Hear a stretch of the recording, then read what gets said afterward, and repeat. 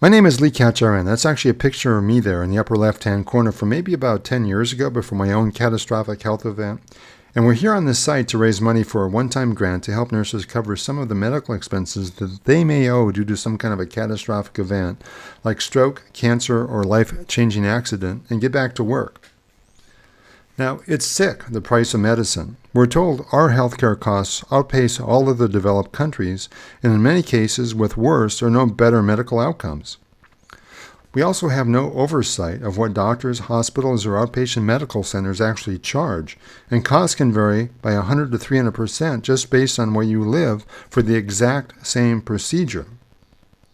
And also, in the United States, doctors and hospitals generally refuse to talk about costs before a treatment or a procedure.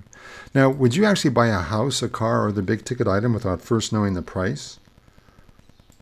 Now, patients, whether they're registered nurses or you or somebody you know, are often caught between what a hospital or doctor wants to charge and what your or their insurance will actually pay. Now, an article states that chemotherapy costs can range from $11,000 to $35,000 per month, and some insurance companies will require a copay of 25% of that cost up front, which can be thousands of dollars if you did the math.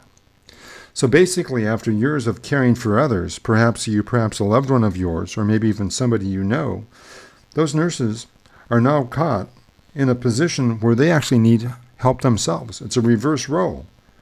Now let me ask you a question. Who actually takes care of the caregivers when they need help?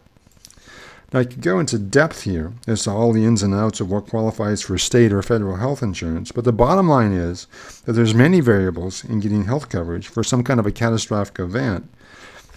And sometimes a registered nurse may be left with a high deductible or gaps in coverage while waiting for government or government-coordinated health programs to actually kick in.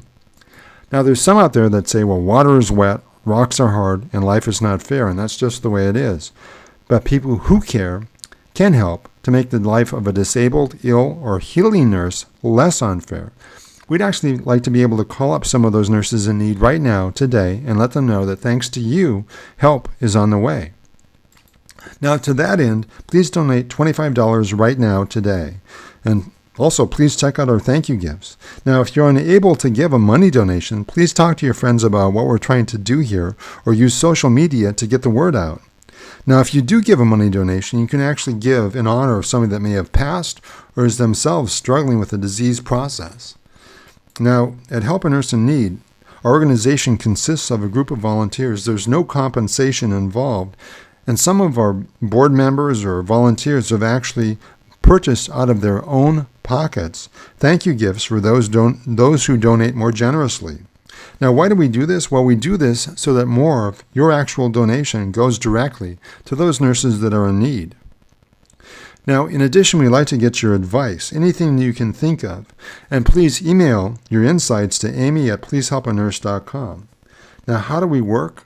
Well, basically, once again, through your generous donations, a one-time financial grant is awarded to provide for each eligible nurse, and those funds will help cover some of his or her medical expenses.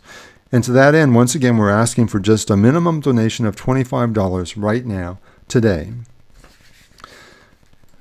Now, as a wise man once said, if you don't pledge today, then the very same rationale applies to the next day and the day after that. So please, please don't delay. Now, as nurses, we care for strangers every single day.